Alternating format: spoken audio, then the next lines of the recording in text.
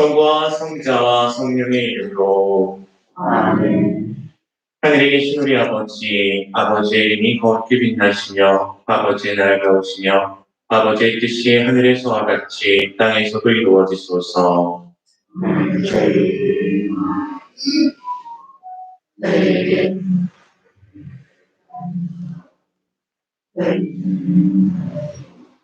너희에게 아멘. 은총이 가득하신 마리아님 기뻐하소서. 주님께서 함께 계시니 여인 중에 복되시며 태중의 아들 예수님 또한 복되시나이다. 이제와 저희 죄를 위하여 아멘. 성부와 성자와 성령의 이름으로 아멘. 네, 오늘 두 번째 시간 주제는 십계명입니다. 오늘 십계명을 하게 된 이유는 저희 본당에 항공성사나 고용사 보기 전에 고용사를 위한 성찰이라고 뒤에 분포되어 있어요. 보신 분 계실지 모르겠는데 이게 십계명을 바탕으로 되어 있더라고요.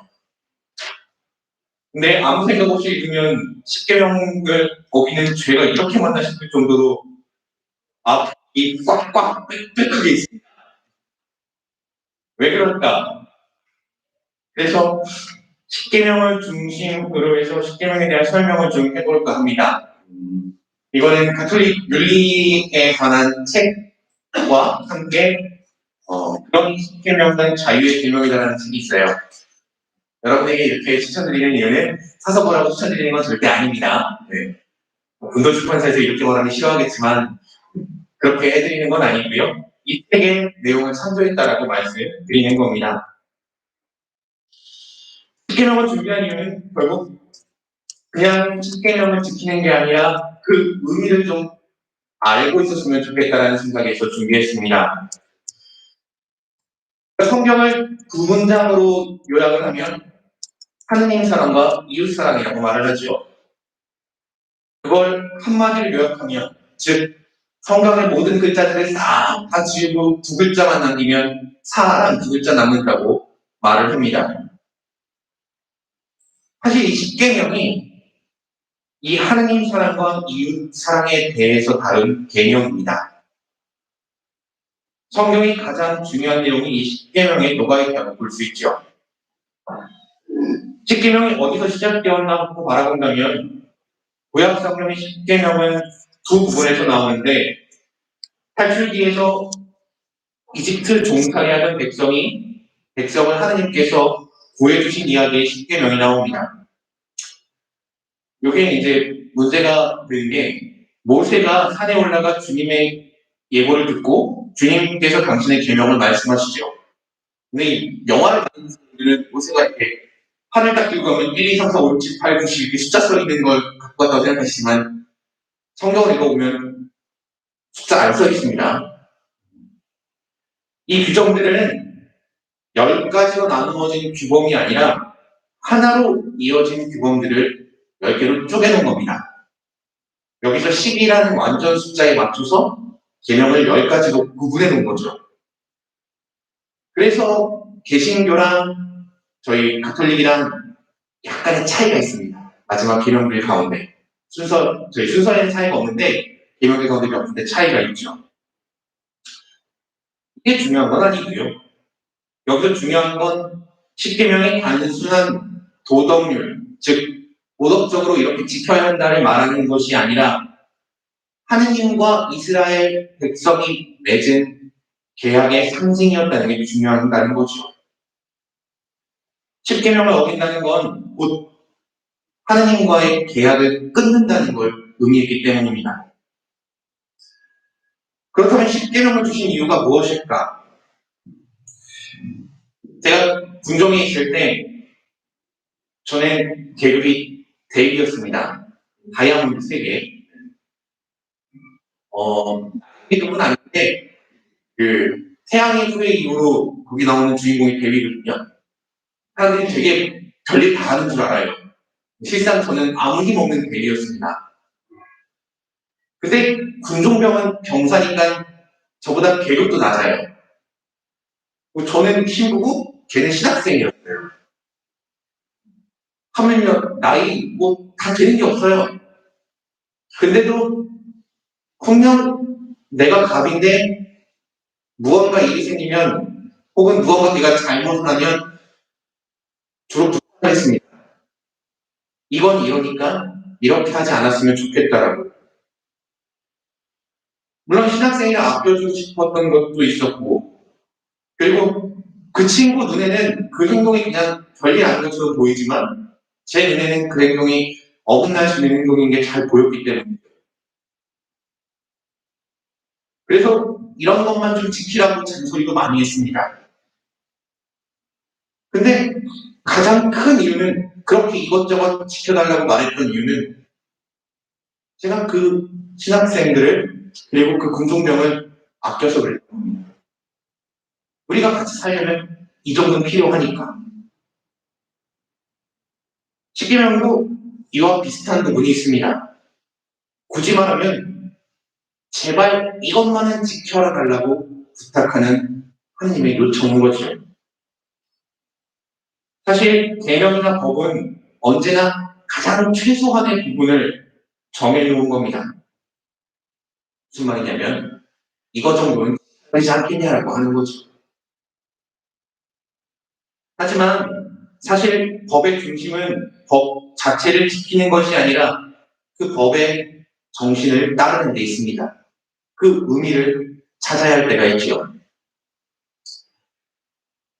이건 어떻게 이해하면 되냐면, 근래 최고의 발명품인 내비게이션이 있잖아요. 저는 아는 일도 내비게이션을 켜고 다닙니다. 왜냐하면 그 예쁜 내비양께서 과속 카메라나 혹은 신호위반을 찍는 카메라를 미리 잘 알려주시기 때문이죠. 그럼 많은 사람들이 그러고 저도 종종 그럽니다. 쭉 신나게 밟으면 내비게이션에서 빨간불이 막 뻑뻑뻑 들어오죠. 그리고 카메라가 있을 때 좀 속도를 확 줄입니다. 그리고 지나가면 또 하죠. 근데 가만히 생각해보면 그런 카메라를 설치해 놓은 지역들, 특히 과속 카메라 같은 경우에 거기에 과속이 많아서 사고가 많은 위험한 지역이라는 겁니다. 그러니 좀 조심하라는 의미로 그것들이 설치되어 있지 않나 생각해 본다는 거죠. 같은 의미로 저희 성당 앞에 있는 횡단보도 있잖아요. 제발 무단횡단하고 내 성당으로 들어오세요. 보기 별로 안 좋습니다. 네. 그리고 제일 중요한 건 위험하니까 저기 신호등이 있는 거예요. 여기 아이들이 많이 다니는 위험한 지역이니까. 십계명도 마찬가지입니다. 그저 단순히 그걸 지키는 것보다, 아니 어기지 않는 것보다 그 의미를 아는 게 필요하기 때문이죠. 십계명의 첫 번째 계명은 한 분이신 하느님을 흠숭하라 에서 시작합니다. 출애굽기에 보면 장황하게 이 부분을 이렇게 설명합니다. 나는 너를 이집트 땅 종살이하던 집에서 이끌어낸 주 너의 하느님이다. 너에게는 나 말고 다른 신이 있어서는 안 된다. 너는 위로 하늘에 있는 것이든 아래로 땅 위에 있는 것이든 땅 아래로 물속에 있는 것이든 그 모습을 본뜬 어떤 신상도 만들어서는 안 된다. 너는 그것들에게 경배하거나 그것들을 섬기지 못한다. 주 너의 하느님인 나는 질투하는 하느님이다. 나를 미워하고자 미워하는 자에게는 조상들의 죄악을 3대, 4대 자손들에게까지 갚는다. 그러나 나를 사랑하고 이 계명을 지키는 이들에게는 천대에 이르기까지 자애를 베푼다. 한 분이신 하느님을 훌륭하라 라는 이 계명은 제일 중요한 건 하느님 위에 어떠한 것도 두지 말라는 겁니다. 하느님보다 더 귀하게 그 자리를, 귀한 것을 찾지 말라는 것. 하느님의 자리에 다른 걸 두지 말라는 겁니다. 사실 죄는 하느님이 계셔야 할 자리에 내가 아닌 혹은 내가 그 자리를 대신하려 할 때 생깁니다. 하나님과 같아지려 할 때 바벨탑을 쌓았던 거고요. 하느님이 아닌 재물을 거기 두었을 때 오죽하면 성경에 하나님과 같은 한 문장에 너는 하나님과 재물을 함께 섬길 수 없다라고 써있잖아요. 또 때로는 하나님이 있어야 할 자리에 내가 있는 거예요. 무슨 말이냐면 오늘 주일 미사에 가야 하는데 오늘 하나님과 함께 할 시간인데 아니야 오늘은 더 나를 위해 보내겠어 하는 거예요. 하느님이 아닌 것을 하느님의 자리에 두는 것 이것이 한 분이신 하느님을 홍수하지 못하는 일들입니다. 쉽게 말하면 하느님이 아닌 다른 것을 공경하는 것 제일 큰 건 우상 숭배라는 것이죠. 그리고 하느님이 아닌 것들에 의지하여 무엇을 알려고 하는 것들이 안 된다는 겁니다. 다르게 말하면 정보가 잘하는 겁니다. 제가 한번 강론 때 말씀드렸는데 제가 어렸을 때 사주 카페 이런 게 유행해가지고 딱 한 번 친구 덕에 사주를 본 적이 있습니다. 그게 벌써 20년이 넘었거든요. 2000년대 초반에 유행했습니다. 그때 저한테 했던 말이 있습니다. 제 팔자에는 여자가 많다고 하더라고요. 혼자 살고 있는데 말이죠. 아직까지도. 그리고 저한테 아들 하나, 딸 하나라 그랬나? 하여튼 우리 자식을 줄 거라는 얘기를 했습니다. 혼자 살고 있는데 말이죠. 그래서 농담처럼 강문에 혹은 사람들에게 그 이야기를 쓸 때면 그렇게 얘기합니다. 주어진 팔자보다 하느님이 더 세서 지금 이렇게 살고 있다고 말이죠. 사주팔자로 알 수 있는 미래, 확실한 미래는 없습니다. 그리고 더욱 중요한 건 그걸 바꿀 수 있는 힘도 없습니다. 그걸 바꿀 수 있는 건 오직 지금 내가 하느님과의 관계 안에서 내 삶을 살아가는 것밖에 없습니다. 하느님께 봉헌된 것을 모독하는 것들도 역시 마찬가지입니다. 사람도 그렇고 장소도 그렇고 물건도 그렇습니다. 사람은 이런 사람 말하는 거죠. 그래서 친구 함부로 때리면 안 됩니다. 많이 걸립니다. 일단 제가 맞아야 된다는 생각도 하고요. 그리고 때리면 안 된다는 거 알고 배워야 합니다. 그리고 장소, 성전을 함부로 대해서는 안 되고 그리고 물건들, 집에 있는 선물들도 함부로 대해서는 안 됩니다. 특이한 건 교회가 가르치는 대로 하느님을 흠숭하지 않는 것들도 포함된다고 합니다. 절망, 즉 하느님의 구원 손길을 거두는 것, 자만, 하느님의 자리에 나를 두는 것, 즉 나 자신을 신으로 믿고 사는 것, 그리고 무관심, 사랑의 반대말이죠.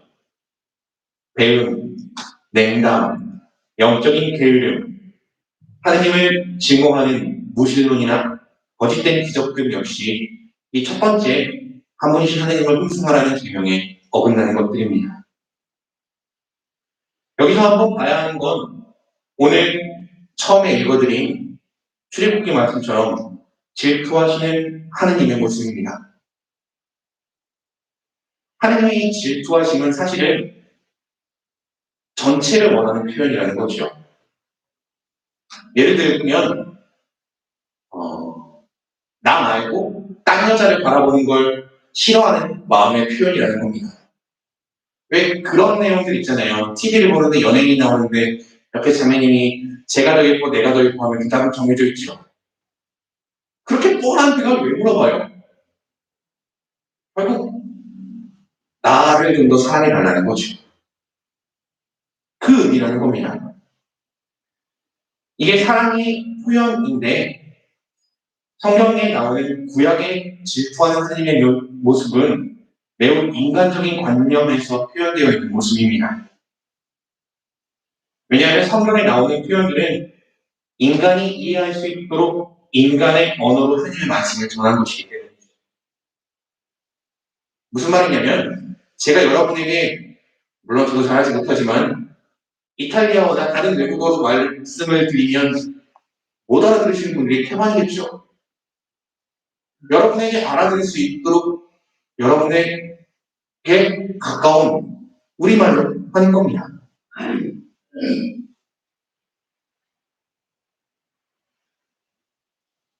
그 표현의 바탕은 사실은 결국에는 사랑이 있다는 걸 마지막에 보여주시죠. 질투하시는 하나님의 바탕이 사랑이라는 건 이 표현에서 가장 잘 드러납니다. 당신의 거스르면 3대, 4대 자손들에게 갚겠다라고 말씀하시면서 당신의 사랑하고 계명을 지키면 1000대에 이르도록 자애를 베풀겠다고 말씀하시는 거죠. 나는 너의 전부를 원해 라고 말씀하시는 질투하시는 하나님은 사실 내가 이렇게 잘해줄 테니까 날 사랑해달라고 말하는 사랑의 하나님이라는 뜻이라는 겁니다. 두 번째 계명은 하나님의 이름을 함부로 부르지 말라라는 계명입니다. 김춘수 시인의 꽃이라는 시가 있죠. 내가 너의 이름을 불러주었을 때 너는 내게서 꽃이 되었다는 시가 있죠. 이름은 원래 그토록 중요한 겁니다. 그 사람의 존재를 나타내는 거죠. 하나님의 이름을 함부로 부르지 말라는 이 계명은 두 가지 뜻을 포함하고 있습니다. 첫 번째는 하나님의 이름을 말 그대로 함부로 부르지 말라는 것과 그리고 하나님의 이름을 팔아서 자신을 변호하지 말라라는 뜻인 거죠. 옛 구약의 선조들은 부모님의 이름을 조심해서 부르듯 우리가 부모님의 한자를 조심해서 부르듯 그렇게 조심해서 불렀습니다. 하나님의 거룩한 이름을 히브리어로는 원래 야훼라고 합니다. 근데 이 이름의 표기법에는 구약의 고유한 명성이 기재되어 있죠. 그래서 고대 이스라엘인들은 감히 이 이름을 함부로 올릴 수 없다고 생각했습니다. 그래서 이 낱말을 대신해서 아도나이 등으로 바꿔 했습니다. 아도나이는 나의 주님이라는 뜻이죠. 성경뿐만 아니라 개인 저술 중에서도 야훼라고 쓰고 나의 주님, 아도나이라고 읽었던 겁니다. 이건 사실은 저희가 갖고 있는 가톨릭 성가만 봐도 충분히 이해할 수 있는 부분이에요. 옛날에는 야훼 나의 목자 아실 것 없는 거였잖아요. 지금은 주님 나의 목자 아실 것 없는 거라고 되어 있죠. 하나님의 이름을 헛되이 부르지 말라라는 표현보다는 직접적으로 부르지 않는 방법을 택하게 된 거죠. 여기서 곁다리로 나가면 저희 구약 성경을 가르쳐 주시던 교수님께서는 늘 이 야훼라는 말을 하면서 열심히 성토하셨던 게 있습니다. 미사 중에 유일하게 하나님의 이름을 부르는 것, 그것도 전체 다 부르지 못해서 일부만 부르는 것이 알렐루야예요. 알렐루야. 알렐루야가 찬양하라. 야훼는 찬양하다 해서 야를 말한 거죠. 교수님은 늘 말씀하셨던 게 여호와라고 부르는 거는 옳은 발음이 아니다라고 말씀하셨습니다. 왜냐하면 그러려면 알렐루야, 알렐루야 해야 한다는 거죠. 그러면서 개신교에서 부르는 그 부분이 사실은 여호와가 아닌 야훼라는 게 정확한 표현이라는 말씀을 해주셨습니다. 여기에 어긋나는 것들이 하나님의 이름을 함부로 부르는 것, 그리고 하나님의 사실의 증거자로 맹세하는 것, 즉 다시 말해서 내 뜻대로 하나님을 하려고 하는 모든 것들, 그리고 지키지 못할 약속을 하나님께 하는 것, 하나님께서 비방하는 것, 그리고 내 뜻대로 하나님을 조정하려는 그런 마음에서처럼 자기나 타인에게 하나님의 벌을 주는 것들의 행위가 잘못된 것으로 표현됩니다. 하나님의 이름을 부당하게 부르는 행위는 결국 인간의 것을 신격화하고 인간을 하나님의 자리에 앉히는 그런 상황을 불러일으키기 때문이죠. 사실 하나님의 이름을 함부로 부르지 말라는 말씀의 충격인 뜻은 인간의 지력으로 헤아릴 수 없는 하나님을 우리의 관념의 틀에 끼워넣어서는 안 된다는 것을 말합니다.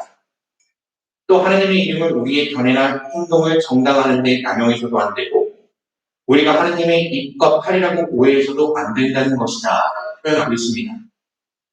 아까 보여준 책에서 표현하고 있는 건데 이게 무슨 말이냐면 오해해서는 안 된다는 것입니다. 즉 그것이 내 마음대로 해석되어서 판단돼서는 안 된다는 거죠. 예를 들어서 누군가 힘겨워하고 어려운 일을 겪고 있는데 그냥 너무 쉽게 하나님의 뜻이 있을 거야라고 말하는 것도 옳지 않다는 겁니다. 그 뜻을 내가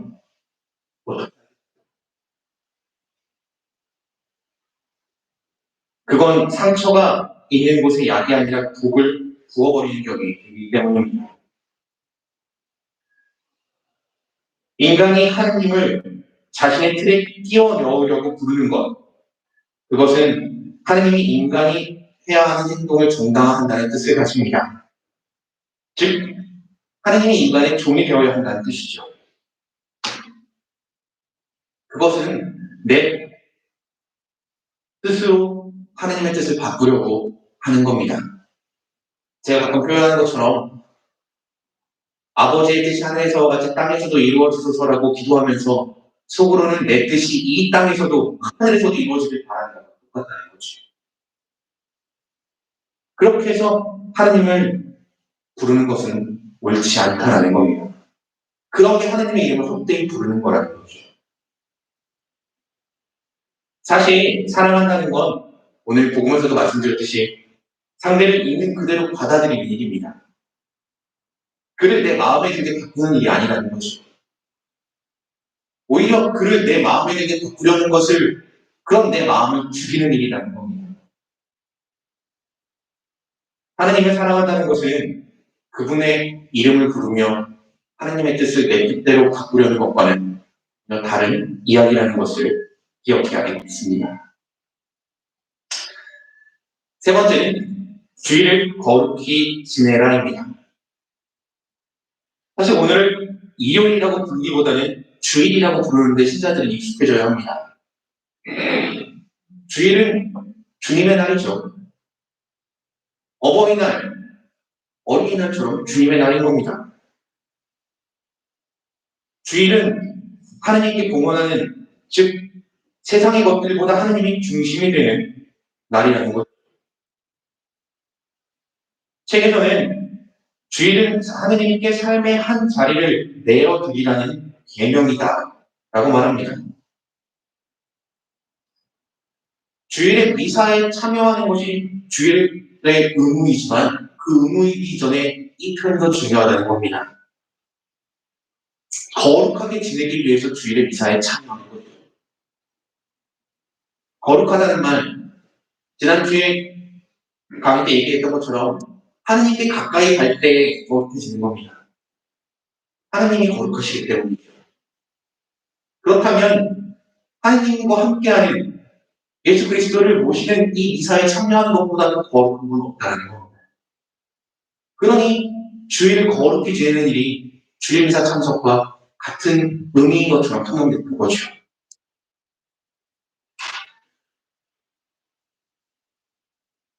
하나님께 바치는 이 시간들이 온전히 하나님과 나만의 시간이라는 겁니다. 주일을 거룩히 지내라는 말 속에서 다르게 말하면 이 주일이 하나님과 함께 있는 시간을 보내라는 것과 하나님 안에 편히 쉬라는 말이 함께 들어있다는 겁니다. 주일만큼은, 그리고 적어도 미사에 함께 참여하고 있는 만큼은 세상의 걱정과 고민들을 좀 내려놓고 오로지 하나님과 함께 있으면 말하는 것이요. 어떻게 보면 삶의 리듬에 있어서 일주일의 충전을 위한 시간이라면 그 거룩함을 위해 노력하는 이 시간이 하나님과 함께하는 이 시간이 내 삶의 영적인 충전을 하는 육적인 충전은 근데 허한 영적인 충전은 이루어지지 않기 때문입니다.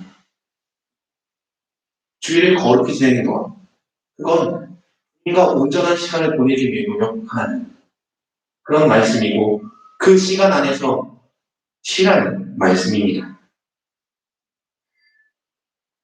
첫 번째, 두 번째, 세 번째 하나님에 관한 세 가지 계명을 지나서 네 번째부터는 이웃사랑의 계명에 들어갑니다. 이웃사랑의 계명. 이웃이 무엇입니까? 저는 이 말로 표현하는 걸 좋아합니다. 이탈리아 말로 비치니라고 하는데요. 비치니의 어원은 비치노, 가까운이라는 뜻에서 나온 말입니다. 가까운 사람이 이웃이죠. 그럼 가장 가까운 사람은 부모님, 가족입니다.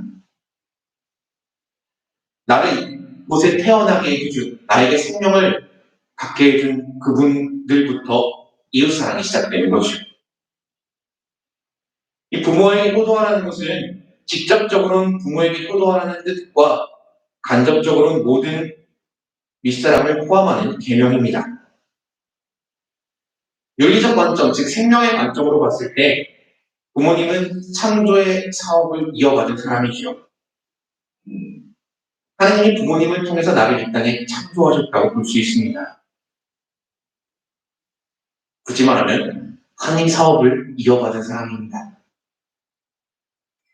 부모를 공경하는 것이 그렇게 귀하셨던 이유는 창조자이신 하나님을 공경하는 그 마음이 이어져 있기 때문입니다.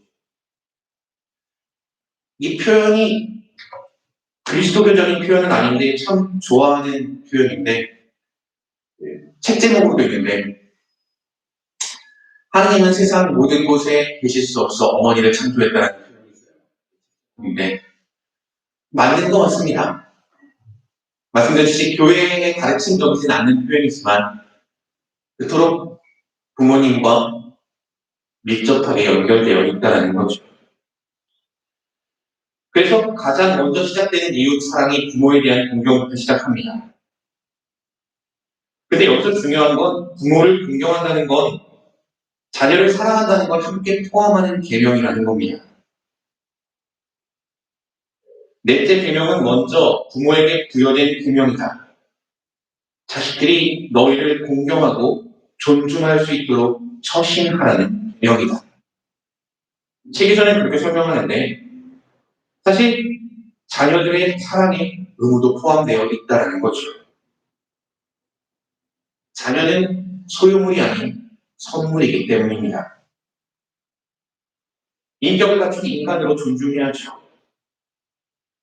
자녀를 교육하는 것은 학교도 학원도 아닌 가정이기 때문입니다. 이 자녀에 대한 얘기를 할 때 제가 제일 좋아하는 이야기가 있는데 칼릴 지브란이라는 사람이 쓴 예언자라는 책이 있습니다. 그 예언자라는 책에 이런 구절이 나와요. 그대의 아이는 그대의 아이가 아니다. 그들은 그대를 거쳐왔을 뿐 그대로부터 온 것이 아니라 또 그들이 그대와 함께 있을지라도 그대의 소유가 아닌 것을 그대는 아이들에게 사랑을 줄 수 있으나 그대의 생각까지 주려고 하지는 마라. 그대가 아이들과 같이 되려고 애쓰는 것은 좋으나 아이들을 그대와 같이 만들려고 애쓰지 마라. 가장 중요한 부분인 것 같아요. 돈보스코 성인이 말한 것처럼 자녀를 사랑하는 것만으로 끝나는 것이 아니라 그 사랑을 받고 있다는 걸 알게 할 필요가 있다는 것. 그리고 그때, 즉 부모를 사랑하고 내 자녀를 사랑할 때 진정한 이웃사랑이 시작될 수 있다는 겁니다. 다섯 번째 계명은 사람을 죽이지 말라입니다. 생명의 흐름을 쭉 보면 하느님부터 시작해서 부모를 통해 이어진 생명은 내 생명이 아니라 다른 사람의 생명마저도 다 소중히 생각하라는 거지요. 생명의 주인은 하느님이시니 생사역할권을 쥔 전능자가 되고 싶은 유혹에 맞서라는 뜻입니다. 내 생명이든 남의 생명이든 내가 어떻게 할 수 있다는 착각에 빠지지 말라는 거지. 하느님 자리에 내가 들어가려고 하지 말라는 겁니다. 타인의 생명과 자신의 생명을 해치는 것들이 하면 안 된다는 겁니다. 여기 대표적인 게 낙태가 있어요. 우리가 보통 사람이 살아있다고 말할 때 살아있음에 상징하는 게 두 개가 있죠. 아니, 거꾸로 말하면 죽음의 판단이 두 개가 있죠.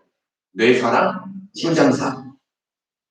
뇌가 있고 심장이 있다는 게 핵심이라는 거죠. 그렇다면 태아는 내 안에 있는 나와 다른 존재인 거예요. 뇌가 있고 심장이 뛰잖아요. 아이를 낳아보신 분들은 다 아시겠지만 조금만 지나면은 임산부 이렇게 전에 한번 해본 적이 있어가지고 애가 귀를 대면 심장 뛰는 소리까지 다 들린다고 하더라고요. 다른 심장, 다른 법대고 그걸 내 마음대로 하겠다고 말하는 건 좀 심하게 말하면 내 안에 내가 원치 않는 기생충이 있으니 그걸 죽이겠다는 것만 똑같은 겁니다. 생명을 그 정도밖에 가치로 판단하지 못하는 일이라는 거죠. 또 다른 부분은 안락사입니다. 하나님이 주신 생명을 인간이 끊으려고 하는 거죠. 지난번에 안락사와 무분별한 영영치료 중단에 대해서 말씀드렸습니다. 안락사는 살 수 있음에도 그걸 거부하는 거고, 무분별한 영영치료의 중단은 죽을 수 있음에도 억지로 살려고 하는 걸 거부하는 거라고 말씀드렸습니다. 그래서 추기경님께서 거부하신 게 무분별한 영영치료를 거부하셨다고 말씀드렸습니다. 또 여기 타인을 향하는 것이 아닌 나를 향한 자살도 포함됩니다. 자신의 생명을 헛되이 여기고 하느님이 주신 생명에 대한 경시하는 것들, 즉 나 자신에 대한 사랑과 나를 사랑하는 모든 이웃에 대한 사랑을 대신하는 행위를 말하는 것이요. 그래서 이 자살의 경우에는 장례미사가 이루어지지 못하게 됩니다. 여기서 추가로 건강관리도 들어간다고 하는데 저 역시 크게 할 말이 없어서 뭐라고 말을 못하겠는데 자신의 건강을 해치는 행동도 삼가해야 된다고, 즉 스스로를 죽이는 일들도 삼가해야 된다고 말하고 있습니다. 여섯 번째 계명은 가늠하지 말라입니다. 정교를 보호하라는 계명이지요. 어떻게 보면 쉬울까? 널 사랑하겠어라는 노래가 있습니다. 그 노래를 부르고 싶지만 저 노래 잘 못해서 그 가사를 읽으면 그 흔한 유희로 이 밤을 보낼 수도 있어라는 가사가 있습니다. 유희로 만들지 말라는 겁니다. 왜냐하면 생명과 관계된 거기 때문이죠. 하나의 생명을 잉태할 수 있는 일들을 하나의 놀이로 만들지 말라는 겁니다. 조금 더 나아가서 이 책에서는 이 계명이 쿨하지 않은 계명이라고 말합니다. 오히려 핫한 계명이라고 말하고 있습니다. 간음하지 말라라는 계명이기 이전에 정말로 사랑하라는 계명의 뜻을 담고 있다고 말하는 것이죠. 이 계명은 많은 이들이 잘 지키지 못할지라도 지극히 낭만적인 계명이라고 표현하고 있습니다. 그래서 혼인의 중요성을 말하면서 간음하지 말라고 이야기하고 이 책은 말을 하고 있습니다. 사실 그것과 동시에 제가 봤을 때는 이 간음하지 말라는 계명은 생명을 하나의 놀이로 만들지 말라는, 하나의 유의로 만들지 말라는 뜻이 제일 중요한 것 같습니다.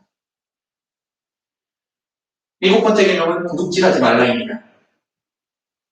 생명 유지에 필요한 재산을 보호하라는 계명이죠. 인간의 존엄성과 이웃의 권리를 보호하는 것이 필요하다는 겁니다. 그림을 그리면 쉽게 말하면 이렇게 D자형으로 생긴 사람이 있죠. 그러니까 이렇게 볼록 나온 사람들. 그럼 누군가는 이런 I자형으로 생긴 사람이어야 한다는 겁니다. 무슨 말이냐면 세상에 굶주리며 사는 사람이 많은 이유가 하나님께서 만드신 이 세상에 먹을 게 부족해서가 아니라 인간이 자신의 이기심으로 홀로 많이 가져가서 라는 것이죠. 부족해서가 아니라 나누지 않아서라는 겁니다. 가장 단순한 1차적인 의미는 나의 것과 남의 것을 구분해서 타인의 생명의 기반이 되는 것들을 빼앗지 말라는 겁니다. 여기 다음에 남의 아내를 탐하지 말고 남의 재물을 탐하지 말라는 계명을 뭉쳐서 말할 거라 미리 말을 하면 당시에는 유목민족이었습니다. 즉 양과 염소 등을 키우는 민족들이었죠. 그런 유대인들에게 그것들을 훔쳐가는 건 저 사람이 살아갈 수 있는 것들을 빼앗아 가는 겁니다. 그 도둑질이 누군가에겐 더 이상 살아갈 힘을, 더 이상 살아갈 방법을 없애는 일이 될 수 있다는 것을 말하고 있습니다. 여덟 번째는 거짓 증언을 하지 말라입니다. 거짓 증언은 단순한 거짓말을 넘어서 생명과도 관계된 문제가 될 수 있습니다. 수산나 이야기를 보면 그렇죠. 노인들이서 수산나가 감염했다고 거짓말을 해서 수산나가 죽을 뻔하죠. 두세 명이 입을 모아서 한 사람을 거짓말쟁이로 만들면 그 거짓말쟁이들이 한 사람을 그렇게 만들면 돌 맞아 죽을 수도 있는 일이 생기는 겁니다. 무지한 일을 죄인으로 만들어버리는 것뿐만 아니라 무지한 일을 죽게 할 수도 있었다는 거죠. 요즘 같은 시대에 더 그런 것들이 많은 것 같아요.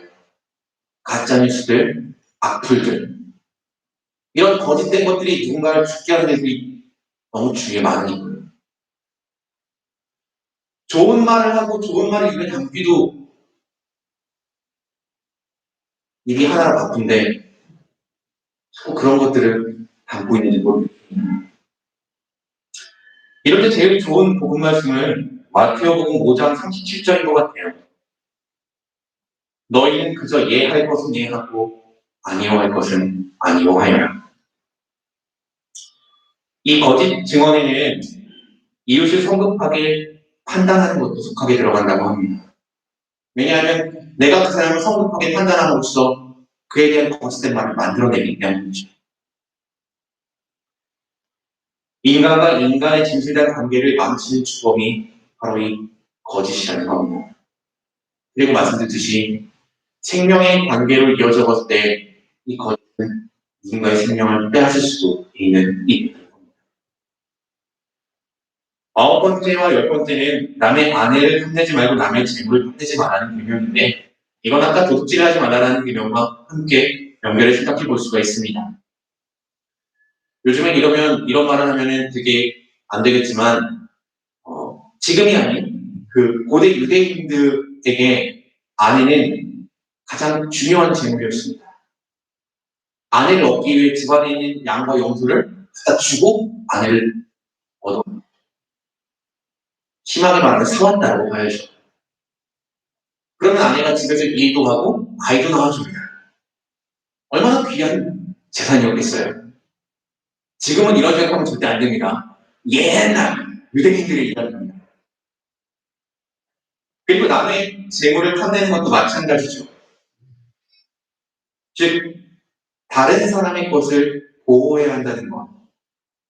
현재 이야기를 봤을 때 아까 여덟 번째 도둑질하지 말라는 규명과 마찬가지입니다. 다른 사람이 살아가는 데 필요한 것들을 그리고 다른 사람의 소중한 것들을 내 것으로 하려고 하지 말라는 겁니다. 내 것은 내 것으로. 왜 그런 말 있잖아요. 네 것도 내 거, 내 것도 내 거. 이 생각을 버리라는 겁니다.